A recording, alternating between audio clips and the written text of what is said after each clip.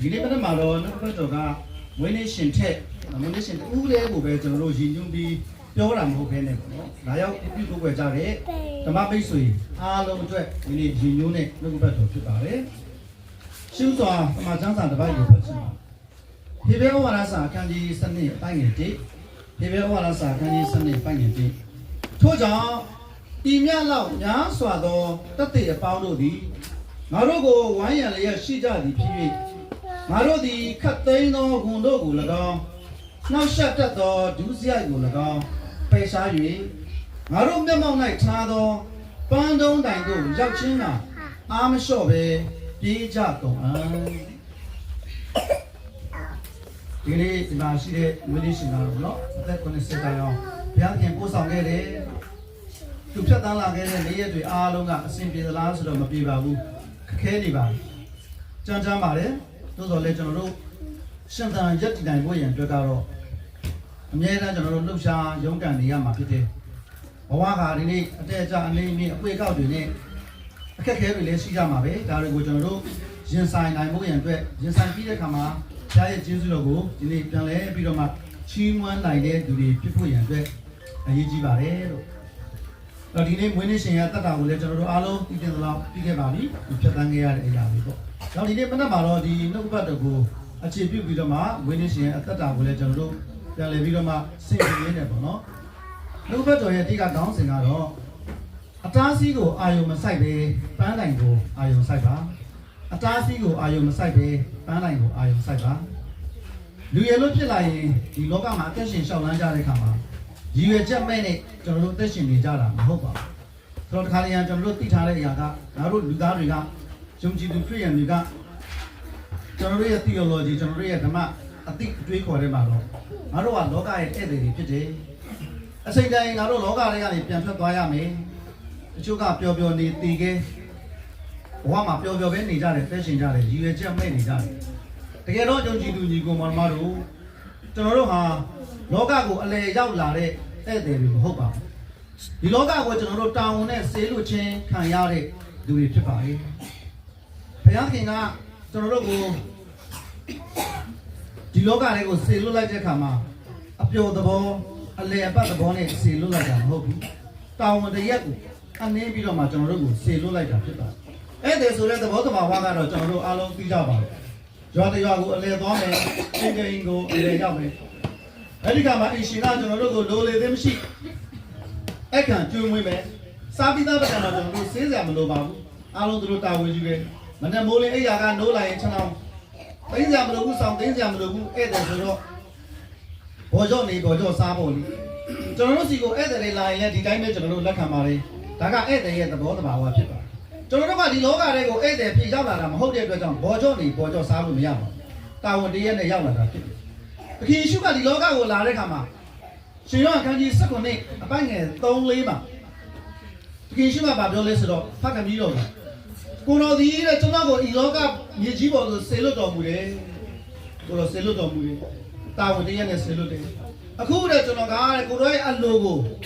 ပြီးပြည့်စုံအောင်လုပ်ဆောင်ခဲ့ပါပြီခမည်းတော်ခိုင်းတဲ့တာဝန်တွေကိုသူပြီးပြီဆိုတဲ့ရောက်ကိုသူဝန်ခံခဲ့တာကိုကျွန်တော်တို့တွေ့ရတယ်ဒါကြောင့်သခင်ယေရှုဘုရားကလောကကိုတာဝန်တရက်နဲ့ရောက်လာတယ်လို့ကျွန်တော်တို့ကလည်းတာဝန်အသီးသီးနဲ့ဒီလောကကိုရောက်လာကြတဲ့သူတွေဖြစ်တယ်ဆိုတာကိုကျွန်တော်မမေ့ဘူးလေဒါကြောင့်ဒီလောကထဲမှာကျွန်တော်တို့ဖြတ်သန်းတဲ့ခါမှာကျင်လည်တဲ့ခါမှာကျွန်တော်တို့တူးချင်းစီတိုင်းမှာပေကြတဲ့တိကျတဲ့ပန်းတိုင်တွေရှိဖို့ရန်အတွက်လိုပါတယ်အဲ့တော့ဘုရားခင်ကကျွန်တော်တို့ကိုချမှတ်ပေးထားတဲ့ပန်းတိုင်နဲ့ကျွန်တော်တို့တူးချင်းစီကနေကိုယ်ပိုင်ချမှတ်ထားတဲ့ပန်းတိုင်တွေဆိုတာရှိပါတယ်ပန်းတိုင်ရှိတဲ့သူတိုင်းတွေအတားအဆီးဆိုတာရှိပါတယ်အခက်အခဲဆိုတာရှိပါတယ်ပန်းတိုင်မရှိတဲ့သူတွေမှာအခက်အခဲလည်းမရှိဘူးတားအဆီးလည်းမရှိပါဘူးရွက်ကြပင်ပေါင်းလိုမျိုးပေါ့အစင်မပြေတဲ့နေရာမှာရက်နေလိုက်တယ်ရှေ့ဆက်မသွားတော့အခက်အခဲတားဆီးတွေတွေ့လာရင်အဲ့ဒီမှာရက်နေလိုက်တယ်ရှေ့မသွားတော့သူတို့မှာအခက်အခဲဆိုတာမရှိဘူးတားဆီးဆိုတာမရှိဘူးသူတို့ကရွက်ကြပင်ပေါင်းနဲ့တူတဲ့လူတွေဖြစ်တယ်ရည်ရွယ်ချက်ပန်းတိုင်ရှိတဲ့သူတွေကတော့ရည်မှန်းချက်ရှိတဲ့သူတွေကတော့ကိုမှန်းရည်မှန်းထားတဲ့နေရာကိုမရောက်မချင်းကတော့ကျွန်တော်တို့ရှင်သန်နေရမယ်လှုပ်ရှားနေရမယ်ရုန်းကန်နေကြရမှာဖြစ်ပါတယ်ဒါကြောင့်ဒီအကြောင်းအရာလေးကိုကျွန်တော်ဆင်ခြင်ဖို့တမန်ကျမ်းစာကိုပြန်ပြီးတော့မှကြည့်တဲ့အခါမှာနေရမိမဆာကိုကျွန်တော်တို့တစ်ချက်လောက်ပြန်ပြီးတော့မှဆင်ခြင်မယ်နေရမိဆိုတာကကျွန်တော်တို့အားလုံးသိတယ်ဣသရေလလူမျိုးပြောက်ဖြစ်တယ်သူကတိုင်းဘာကိုတုံ့ပန်းဖြစ်နေစစ်တုံ့ပန်းဖြစ်နေ ခေါ်ဆောင်သွားခြင်းကိုခံရတယ်အဲ့လိုခေါ်ဆောင်သွားခြင်းခံရမယ်စစ်တုပ်ပန်းဆိုတာကတခြားနိုင်ငံကိုရောက်ရင်သူတို့ကကြုံပါပဲဒါပေမဲ့နေရမိကတော့သူ့မှာရှိတဲ့စစ်ကျေးဇူးအစွမ်းနေနဲ့ဖယားကိုကိုးစားကိုယ်တော်တဲ့ခါမှာတခြားနိုင်ငံမှာကြုံမဖြစ်တဲ့နဲ့ဘယင်ရဲ့မျက်နှာသာပေးခြင်းကိုခံရပြီးရှင်ဘယင်ရဲ့ရှေ့မှာသူကဖလားတော်တရားဖြစ်လာတာဖလားတော်တရားဖြစ်တဲ့ခါမှာလည်းတောင်ကိုကြေပွန်စွာနဲ့သူချမ်းဆောင်ခဲ့တဲ့အတွက်ကြောင့်ရှင်ဘယင်ကသူ့ကိုမျက်နှာသာပေးတယ်အရေးပေးတယ်အခွင့်အရေးသူ့ကိုပေးပါတယ်နေရမိရဲ့ဘဝတတကအရာခက်သိမ်းအဆင်ပြေနေပါလေတခြားသောသူတွေလည်းတုံ့ပြန်ဖြစ်ခေါ်သွားရပေမဲ့အခက်အခဲတွေရှိကြပါလိမ့်မယ်တယောက်နဲ့တယောက်မတူကြဘူးဘုရားသခင်ကိုချစ်တဲ့သူဘုရားသခင်ကိုကိုးစားကိုလုံတဲ့သူကဒီနေ့ကြုံဖြစ်ခေါ်ဆောင်ခြင်းခံရတော်လဲပဲပေါ့နော်ဒီတိုင်းတစ်ပါးမှာမျက်နှာသာရတယ်ဆိုတာကိုကျွန်တော်တွေ့ရတယ်သူ့ဘဝကအေးချမ်းသာယာပြီးအဆင်ပြေနေတဲ့အချိန်မှာဒီနေ့သူ့စီကိုသူ့ရဲ့ညီဖြစ်သူတွေကသတင်းစားတစ်ခုယူဆောင်လာတယ်အခုကျွန်တော်တို့ရဲ့လူရိုးကြီးတော့မီးလောင်ပြကြပြီးပျက်စီးသွားပြီရန်သူတွေလက်ချက်ကြောင့်ဒီသတင်းကိုကြားတဲ့အခါမှာသူ့ရဲ့တကိုယ်ကြီးတခါရသူ့တယောက်အတွက်နန်းတော်မှာအရာအလုံးအဆင်ပြေနေပေမဲ့သူ့ရဲ့မွေးရဇာတိဖြစ်တဲ့သူ့ရဲ့လူမျိုးတွေနေထိုင်တဲ့ဒီယေရုရှလင်မြို့ရိုးကြီးပျက်စီးသွားပြီဆိုတဲ့သတင်းကိုကြားတဲ့အခါမှာနေရမိပြောနေမှာဒီတော့ကြီးစွာသူကဝမ်းနဲ့ပူဆွေးပြီးတော့မှပထမဆုံးဘုရားရှင်ရဲ့ရှေ့တော်ကိုသူတိုးဝင်ပြီးတော့မှသူ့ရဲ့ပြဿနာကိုဘုရားရှင်ကိုရင်ဖွင့်ပါလေသူစွတ်တောင်းနေပြီးတော့သူလှုပ်ဆောင်ရမယ့်အလုပ်တွေကိုသူဆက်ပြီးလုပ်တယ်ရှင်ဘုရင်ရှေ့ကိုဝင်ပြီးတော့မှသူ့ရဲ့အငန်းတာသူ့တာဝန်တွေကိုသူလှုပ်ဆောင်ဒါပေမဲ့ပွဲတော်တင်နေတဲ့ရှင်ဘုရင်ကနေရမိရဲ့မျက်နှာကိုကြည့်ပြီးတော့နေမိတယ်မင်းမျက်နှာမကောင်းပါလားကွာတဲ့မင်းဘလို့ဖြစ်နေတာလဲခါတိုင်းမင်းမျက်နှာအဲ့လိုမဟုတ်ဘူးနော်တဲ့အများအားရှင်လန်းနေတယ်အဆင်ပြေပါလေရှင်မင်းကြီးကျွန်တော်အဆင်ပြေပါသူကအဆင်ပြေပါနေလို့ဟန်ဆောင်ပြီးတော့မှလိန်နေပေမဲ့ထိန်းထားပေမဲ့သူ့ရဲ့မျက်နှာမှာဝမ်းနဲ့ခြေခွဲမှုတွေကပေါ်နေတယ်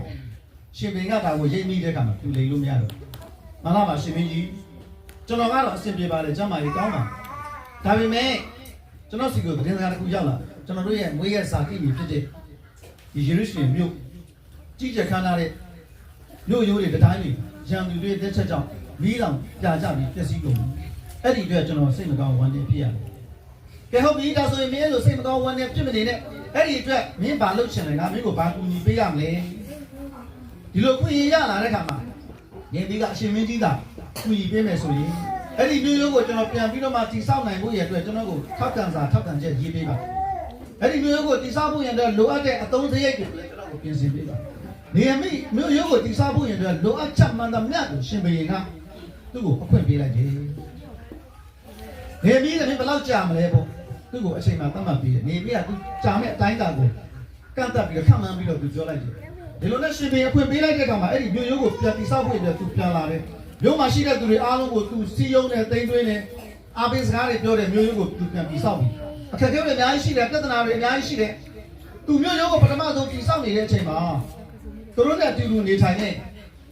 တော်ပြီတဘာလက်နဲ့အာရအမျိုးဂေရှင်ဆိုတဲ့သူဒီလူတွေကလူရုပ်မှာလူဆိုးတွေဖြစ်တယ်။တော်ရဘေးဆိုင်ဘူးတော်တဲ့သူတွေဖြစ်နေရမင်းမျိုးရိုးကိုတိဆောက်နေချိန်မှာသူတို့ကဘာပြောလဲဆိုတော့ဘာမှမကူညီဘူးဘေးကနေကြည့်နေတယ်နေရမင်းတဲ့မင်းဒီမျိုးရိုးကိုမင်းတို့ပြန်တိဆောက်မယ်ဟုတ်လားတဲ့မင်းတို့တိဆောက်တဲ့မျိုးရိုးတွေကအုတ်ခဲတွေကကွာတဲ့တောခွေးတိုးရင်တော့မှပြူကြမှာပဲဘယ်လိုခံပါလဲသူကလောင်ပြောင်းတယ်သူကဘေးတိုင်သူပြောတဲ့အဖက်တစ်ဖွဲ့ကရှိပြီးသားကျွန်တော်မကောင်းတာလုပ်နေတာသူတွေအားပေးမှာဘာမှမပြောဘဲနေမှာကောင်းတာတစ်ခုခုကိုလှုပ်ကြည့်ကောင်းတာကိုလှုပ်ကြည့်ဘေးတိုင်သူပြောပြီးအပြစ်တင်မဲ့သူတွေကတပုံကြီးပဲဒါသူတို့လည်းသူတို့အလုပ်နဲ့သူတို့လုပ်တာပေါ့နော်သူ့လုပ်သူလုပ်တာလုပ်ပါစေကိုကတော့ကိုယ့်လုပ်ကိုလုပ်ရမှာပေါ့အဲ့ဒီခါမှာဘာချက်ပြောလဲနေမိကသူတို့ပြောတဲ့စကားကိုနားမထောင်ဘူးသူလုပ်ဆရာရှိတဲ့အလုပ်တွေကိုဆက်ပြီးလုပ်တယ်အဲ့လိုလုပ်နေရင်းနဲ့မှဒီလူတွေကချဲလို့သူတို့ကိုအာယုံဆက်ပြီးကြည့်နေတယ်နေမိတဲ့ဗာလေတဲ့မင်းကမြို့ရိုးကိုပြန်တိဆောက်လူတွေကိုစီးရုံပြီးတော့ယူဒရှင်ပြီးမင်းပြန်လုပ်ချင်တာလားအဲ့ဒီချိန်မှာတိုင်းပြည်ငယ်လေးတော်တော်များများကဘီအဂရစ်ချားပရင်နေလက်အောင်မှာဖိနေအုပ်ချုပ်ခြင်းကိုခံရတာဖြစ်တယ်သူတို့လည်းတိုင်းတစ်ပါးလက်အောင်မှာနေရတယ်မင်းကဗာလေအဲ့လိုပဲကစင်ထောင်ဖို့ဒီမျိုးရုပ်ကိုပြန်လဲတိဆောက်လူတွေကိုစီးရုံတာလားသူပြောမဟုတ်ဘူးသူလုပ်ရမယ်လို့သူလုပ်တယ်အရင်ပင်ပန်းနေအလုံးလုံးနေတဲ့တိုင်းသူပြည်သားတွေကစာအုပ်နေပြဿနာတွေသူဖြေရှင်းပေးရတယ်ရန်သူတွေကလာတိုက်တဲ့ခါမှာသူနဲ့လုပ်ဖို့ဆောင်ပဲတွေကဟို အုပ်စီတဲ့တန်လျက်ကိုတစ်ဖက်ကကင်ရတယ်တစ်ဖက်ကဓာတ်တွေလန်တွေကိုကင်ထားရတယ်ရန်သူလာရင်အချိန်ကြီးပြန်တိုက်တယ်အဲ့ဒီလိုခက်ခဲပြဿနာတွေဓာတ်တွေကလည်းမျိုးရိုးကိုတိဆောက်ခဲ့ရတယ်သူပြန်လာတဲ့ရီမန်းချက်ကသူ့ရဲ့ပန်းတိုင်ကဒီမျိုးရိုးကြီးကိုသူပြန်ပြီးဆောက်ပေးဖို့ဖြစ်တယ်ပြီးရင်သူ့မရသူပြန်มาသူ့လို့သူလို့အဲ့ဒီလိုလုပ်နေပြီမဲ့မကူညီပဲနဲ့သူ့ကိုတစ်ချိန်လောက်နောက်ဆက်သားစီးနေတဲ့သူတွေရှိတယ်ဖြည့်ရှင်းနိုင်တဲ့ခက်ခဲတွေရှိတယ်မဖြည့်ရှင်းနိုင်တဲ့ခက်ခဲတွေရှိတယ်နောက်ဆုံးတော့မြို့ရိုးကတော်တော်လေးကိုတိဆောက်ပြီးသွားတယ်ဘာပဲကြံလဲတကားပဲကြံ